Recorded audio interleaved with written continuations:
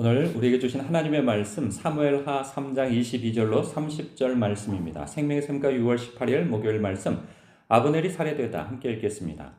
다윗의 신복들과 요압이 적군을 치고 크게 노력한 물건을 가지고 돌아오니 아브넬은 이미 보냄을 받아 평안히 갔고 다윗과 함께 헤브론에 있지 아니한 때라. 요압 및 요압과 함께한 모든 군사가 돌아오매 어떤 사람이 요압에게 말하여 이르되 넬의 아들 아브넬이 왕에게 왔더니 왕이 보내매 그가 평안히 갔나이다 하니 요압이 왕에게 나아가 이르되 어찌하심이니이까 아브넬이 왕에게 나아왔거늘 어찌하여 그를 보내 잘 가게 하셨나이까. 왕도 아시려니와 넬의 아들 아브넬이 온 것은 왕을 속임이라. 그가 왕이 출입하는 것을 알고 왕이 하시는 모든 것을 알려 함이니이다 하고 이에 요압이 다윗에게서 나와 전령들을 보내 아브넬을 쫓아가게 하였더니 시라 우물가에서 그를 데리고 돌아왔으나 다윗은 알지 못하였더라. 아브넬이 헤브론으로 돌아오매 요압이 더불어 조용히 말하려는 듯이 그를 데리고 성문 안으로 들어가 거기서 배를 찔러 죽이니 이는 자기의 동생 아사헬의 피로 말미암이었더라. 그 후에 다윗이 듣고 이르되 넬의 아들 아브넬의 피에 대하여 나와 내 나라는 여호와 앞에 영원히 무죄하니 그 죄가 요압의 머리와 그의 아버지의 온 집으로 돌아갈지어다. 또 요압의 집에서 백탁병자나 나병 환자나 지팡이를 의지하는 자나 칼에 죽는 자나 양식이 떨어진 자가 끊어지지 아니할지로다 하니라. 요압과 그의 동생 아비새가 아브넬을 죽인 것은 그가 기브온 전쟁에서 자기 동생 아사엘을 죽인 까닭이었더라. 아멘. 우리가 드라마 즉 사극을 보고 있다면 잠재적 악당이 위기감을 일으키는 장면을 보고 있는 것 같은 장면을 우리는 보게 되어져요. 그동안 요압은 다윗의 충직한 부하로서 그 다윗의 왕국의 군대 장관으로 어찌 보면 수고하고 있죠.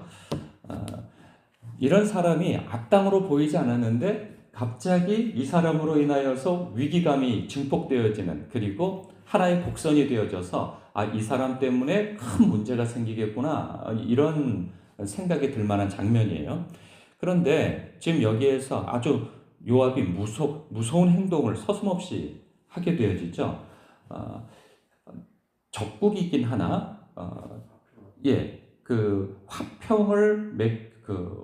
화평 조약을 맺으러 온 군대 장관인데 그가 아주 경량의 무장을 하고 소수의 사람들과 함께 온 자리이고 평화 조약을 하기 위하여서 왕과 조약을 체결한 사람인데 그가 다른 전장터에서 돌아와서 그 소식을 듣고 왕에게 나아가 오히려 큰 소리를 뻥뻥 친단 말이죠. 이것만 보면은 일단은 지금 왕 앞에서 큰 소리를 치잖아요.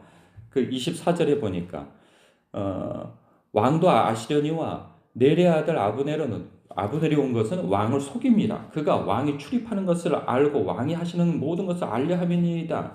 그러면서 그 앞에는 어찌하려 하심이니까 아브넬이 왕에게 나와왔거늘 어찌하여 그를 보내 잘 가게 하셨나이까. 뭔가 좀 이상하죠? 분위기가.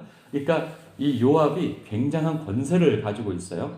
북이스라엘에서는 아브넬이 군대 장관으로서 이스보셋 왕보다 더 큰 권세를 가지고 있기에 그 왕의 윤허를 받지 않고 자신이 독단적으로 와서 평화조약을 맺어버렸단 말이죠.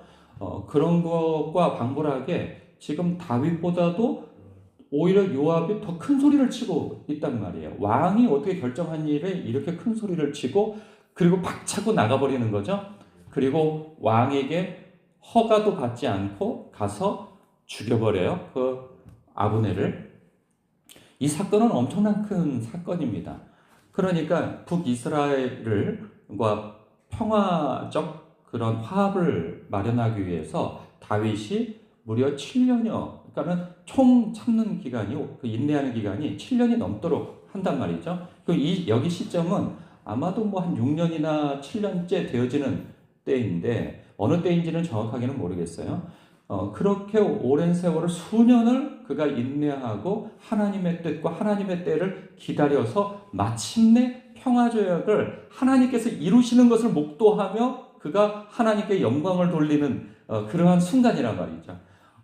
수많은 위기가 있었으나 그는 또 힘도 있었으나 그 힘을 쓰지 아니하고 평화적으로 형제끼리 싸우지 않겠다고 하는 그러한 다짐이 여기에서 순간 무너져 버리는 거죠. 이것은 너무나도 엄청난 일이에요.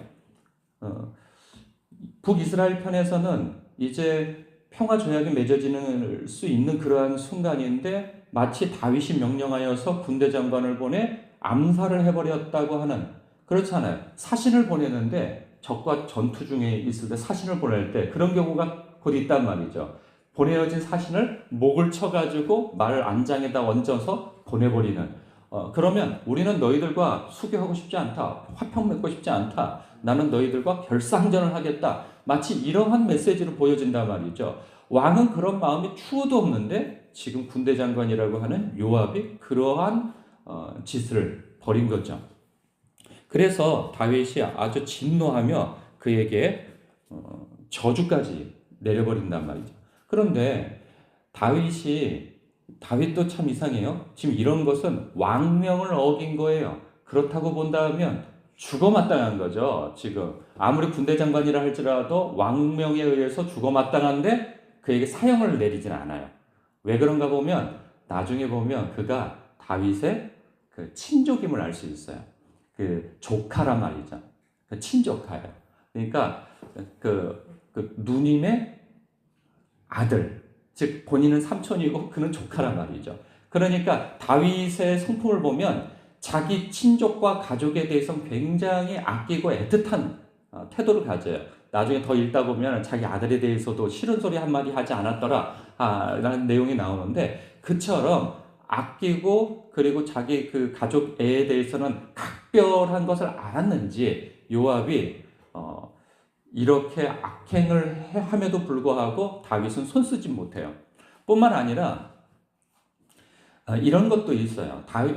그 요압이 왜 그 아브넬을 죽였는가 하면, 우리가 여기 내용에서도 나왔다시피 앞서 전투에서 아브넬이 그 요압의 막내 동생을 죽인단 말이죠. 그것에 대한 큰 앙심이 있어요. 그리고 또 하나가 무엇이냐면 평화조약을 가지고 돌아온 그 군대 장관에게 있어서 자기와 방불한 권세로 세워지지 않겠어요? 그러니까 북이스라엘은 어찌 보면 남유다보다 더 큰 그러한 그 지파를 떠안고 있단 말이죠. 그 지파를 설득해서 평화조약을 맺고 통일 왕국을 이루는 그 공은 굉장한 거죠. 표면적으로 보면. 그렇다고 본다면 군대 장관이 요압인데 그와 방불한 권세에 세워질 수 있는 거예요.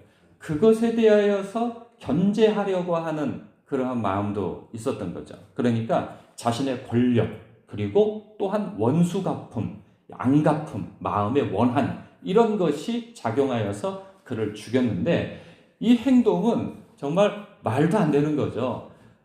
이렇게 행동했을 때에는 무슨 마음까지 가지고 있냐면, 그까짓 그 평화조약이 못 맺어지면 가서 무력으로 해결하면 돼버리지, 이렇게까지 생각하는 거예요. 동족이고 뭐고 간에 필요 없어.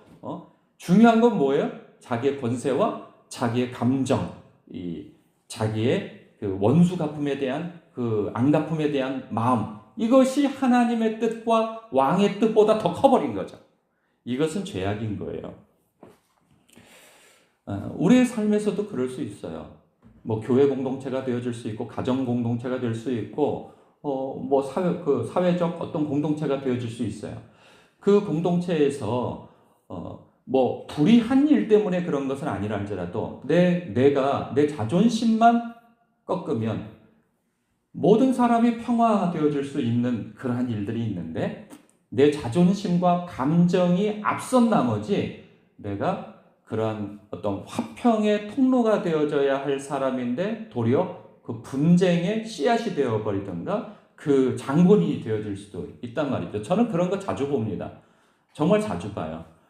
그거 뭐 목회자고 성도고 뭐 직분자고 뭐 하나님 앞에 기도 많이 하고 성경 많이 읽고 오래 신앙생활하고 다 소용없어요.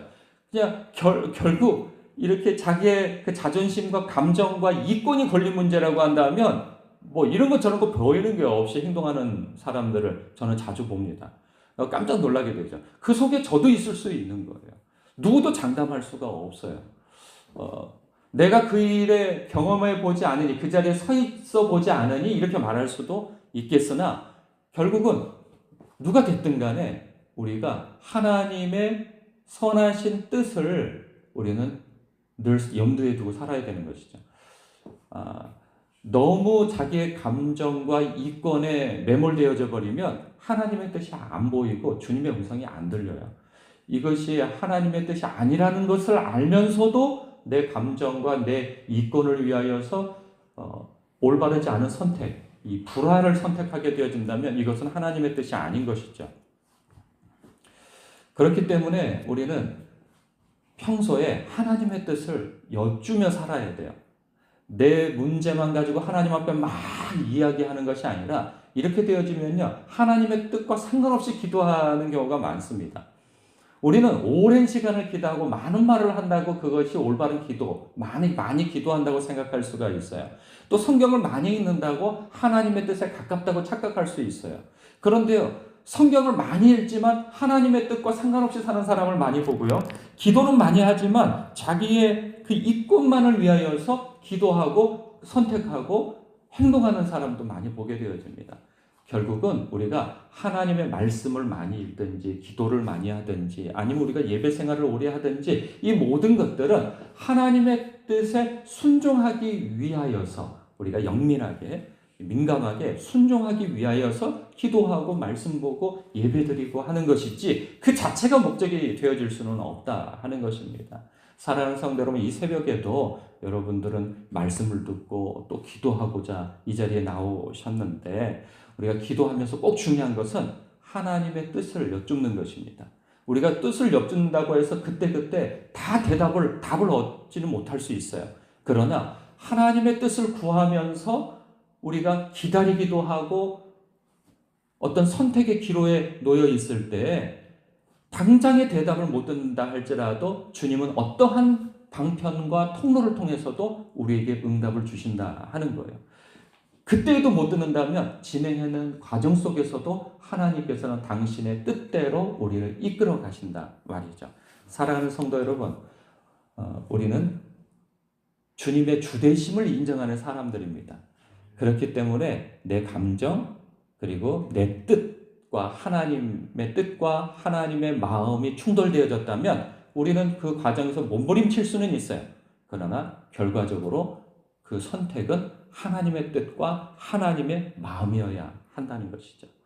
오늘도 그러한 묵상 속에서 여러분의 당면한 일들 속에 그러한 결단과 결정과 하나님 편으로 기울어진 그러한 선택을 하시는 저와 여러분 되시길 주님의 이름으로 축복합니다.